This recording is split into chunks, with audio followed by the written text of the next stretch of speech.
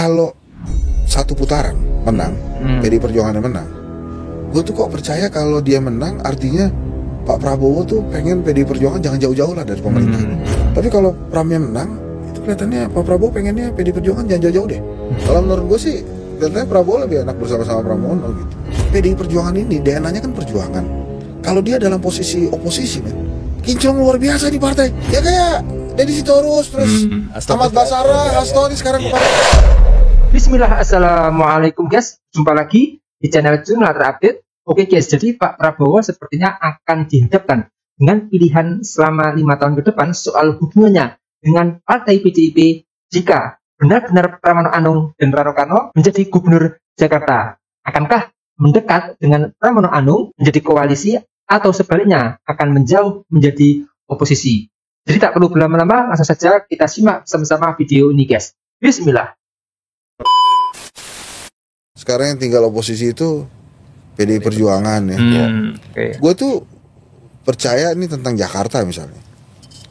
Ya. Kalau satu putaran menang, PDI Perjuangan yang menang, gue tuh kok percaya kalau dia menang artinya Pak Prabowo tuh pengen PDI Perjuangan jangan jauh-jauh lah dari pemerintah. Ini guys, berkoalisi. Ini deket-deket aja. Maksudnya paling. Tapi kalau kemudian dipaksakan dua putaran, kan akan terjadi pertarungan lagi tuh, dan kemungkinan juga Ridho itu menang gitu.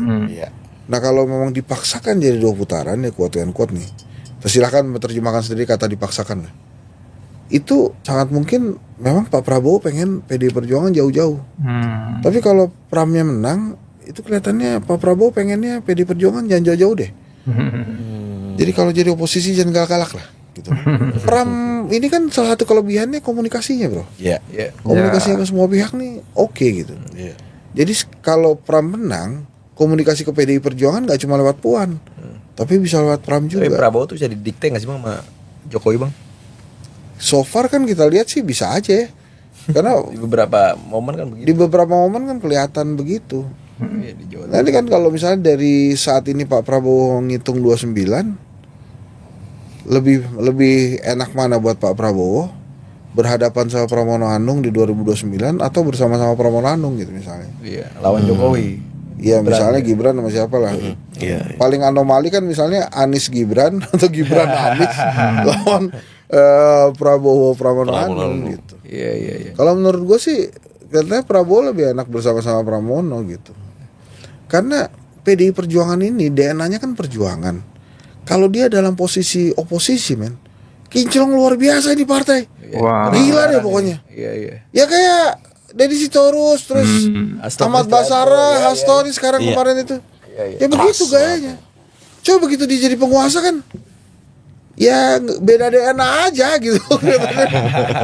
Beda PDI banget kayaknya. Bukan PDI Bukan gitu. PDI gitu, clear gitu situ ya. Tapi begitu dia oposisi kan bisa ada keluar air mata men, karena penindasan terhadap rakyat kan gitu.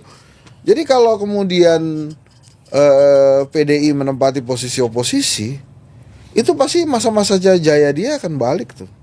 Masa jaya dia itu ya 2014 itu 2014 2019 pada saat kadernya jadi presiden. Iya. Kan sekarang pertanyaannya, kenapa sih kok PDI protes? Kesel banget kelihatannya sama Jokowi ya. Padahal kan waktu itu juga ya ikut menikmati lah presidennya Jokowi kan. Tapi kan partai itu selalu ada ego kan ya. Lah nih orang digedein terus jadi lupa sama gua kan, kesel juga gitu. Ini kira-kira kata gue. Bukan kata Jokowi Pak. Bukan kata gue. Jadi kan nyindir kalau kayak Malin Kundang kan gitu ya, ibunya kan kesel karena itu aja. Anak gue kasih makan, gue hidupin, gue gedein. Oke. Ya kayak gitu gue kutuk deh tuh. Udah kutuk deh. Dan ini apa banyak fenomena baru gitu bang. Hari ini fenomena baru. Kayak baru Pak Jokowi yang akhirnya ada mantan presiden yang masih dilaporkan oleh rakyatnya misalkan. Ya. Dan Mega semenjak reformasi lah gitu kan nggak ada gitu. Hanya Pak Jokowi yang dilaporkan, hanya Pak Jokowi yang mungkin barangkali kapus-kapus gak nerima beliau gitu. Karena banyak guru besar yang waktu itu nolak gitu. Seharusnya ini menjadi pelajaran untuk Pak Prabowo ya. Nggak sih, gue rasa sih gini ya, suatu saat nanti itu lagunya apa sih? Oh suatu hari nanti ya. Suatu hari nanti, biar ada lagunya lah. Suatu hari nanti Pak Prabowo akan dihadapkan dengan posisi bersama rakyat atau bersama Jokowi. Ya. Jadi artinya mungkin ada waktunya. Hari itu ini rakyat belum memisahkan ada ya? diri juga dengan Jokowi gitu. Ada waktunya. Karena mungkin lelah juga dengan permainan-permainannya. Ya. Memaksakan misalnya ya punya strategi untuk Kaisang, untuk Bobi, untuk Gibran kan ada waktunya juga men. Iya. Semua orang kan pasti ada waktunya. Tapi kalau di kampus sudah ada kesadaran itu, Bang. Udah ada kesadaran itu. Tapi di grassroots yang orang-orang Kan kampung belum ada karena itu kekuatan bagi-bagi ya. itu. Iya. Nah nanti kan Pak Prabowo akan kalau menurut gua dia akan sampai pada waktunya untuk memilih dia bersama Jokowi atau bersama rakyat. Nah kalau dia bersama Jokowi, gua rasa bebannya makin berat tuh. Dia harus benar-benar pisah men dari Jokowi karena akhirnya kan begini, setiap langkah Prabowo yang dianggap rakyat mirip seperti langkah Jokowi, maka itu akan dianggap langkah Jokowi bukan langkah Prabowo. Prabowo terganggu tuh. Seharusnya terganggu. Harusnya terganggu, tapi kan terganggu. So far oke-oke aja gitu. Misalnya ya, siapa sih saat ini mungkin sedikit aja orang yang menganggap bahwa dukungan Prabowo terhadap Ahmad Lutfi yang pegang burung bertiga itu, itu adalah keinginan Prabowo semata gitu. Sedikit kan pasti nyangkanya itu keinginan Jokowi gitu. Dan sebagainya. Bukan karena ada drama, ada kenyataan Prabowo menghadap Jokowi ke Solo. Iya. Kan seorang presiden. Iya selalu berbeda bro. Kalau Jokowi yang ke istana ketemu Prabowo, itu mungkin terjemahannya akan berbeda. Nah ini kan Prabowo-nya ke Pak Jokowi ke Solo. Tapi seberapa lama akan begini terus? Ya Prabowo juga orang pinter sih bro. Jadi ya percaya aja dia pasti akan ada gerakan-gerakan yang memang akhirnya nih ya ada ujungnya dan dia bisa independen sendiri. Iya. Dulu zaman Gus Dur juga sama kan, waktu ngejabat sebagai presiden, saya hanya minta beberapa menteri waktu itu. Ya kan, sedikit lah. Silakan yang lain buat kalian lah bacakan gitu. Tapi 6 bulan kemudian kan beberapa kementerian bahkan ada yang dibubarin gitu. Kayaknya Pak Prabowo kan kesana kayaknya. Iya bayangin aja mungkin baru pertama kali. Ini sih kalau ini gua ngalamin sendiri. Pelantikan menteri-menteri jam 10. Jam 12 tuh di kafe-kafe warung kopi ya teman-teman gua ngopi lah. Semuanya nanyanya tuh gitu. Hen, ini kira-kira reshuffle kapan? Gila baru juga dilantik masa ngomongin reshuffle.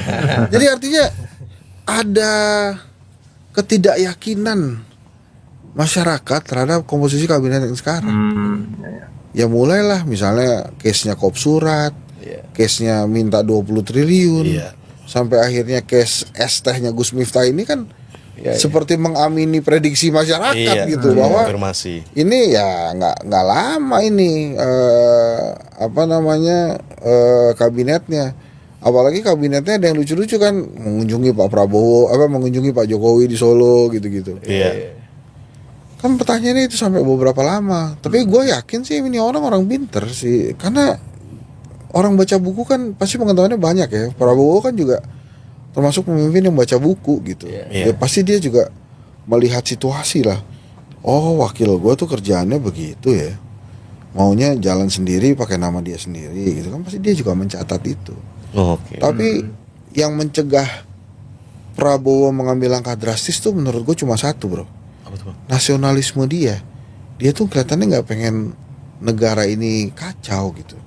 Jadi gue sih yakin dia punya pikiran, kalau gue ngambil langkah drastis buru-buru, negara ini juga akan terimbas gitu. Mungkin ada gesekan-gesekan, jadi agak-agak kacau. Tapi kalau dia perlahan, oke juga misalnya nih ya, nggak ada adiknya ketua PBNU di kabinet. Itu menurut gue satu langkah tuh. Terus kemudian sekarang kan udah mulai meruak isu musyawarah luar biasa NU kan. Itu adalah langkah selanjutnya gitu. Jadi mungkin dia juga step by step gitu. Terukur ya. Iya karena gurunya Prabowo ini kan 2 orang hebat men. Yang pertama adalah bapaknya Sumitro. Terus yang kedua mantunya Soeharto. Oke guys, jadi Sudut pandang dari pengamat Bang Hensat ini keren dan logis. Kalau Gubernur Jakarta benar-benar menjadi dimenangkan oleh PDIP, tentu akan menjadi dilema bagi Pak Prabowo ke depannya antara berkoalisi atau beroposisi. Seperti apa yang disampaikan tadi oleh Bung Hensat. Karena suara Pramono Anung lambat laun bisa saja menjadi moncer di tahun 2029. Kalau benar-benar itu ternyata bisa memimpin Jakarta dengan baik, sehingga itu bisa menjadi batu loncatan untuk Pilpres 2029. Apakah benar apa yang diprediksikan oleh Bung Hensat jika Pramono akhirnya menang dan menjadi gubernur Jakarta?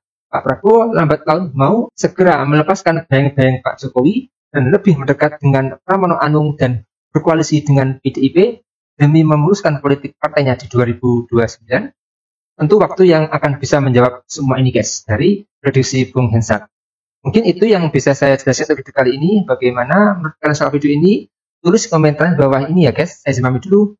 Wassalamualaikum warahmatullahi wabarakatuh.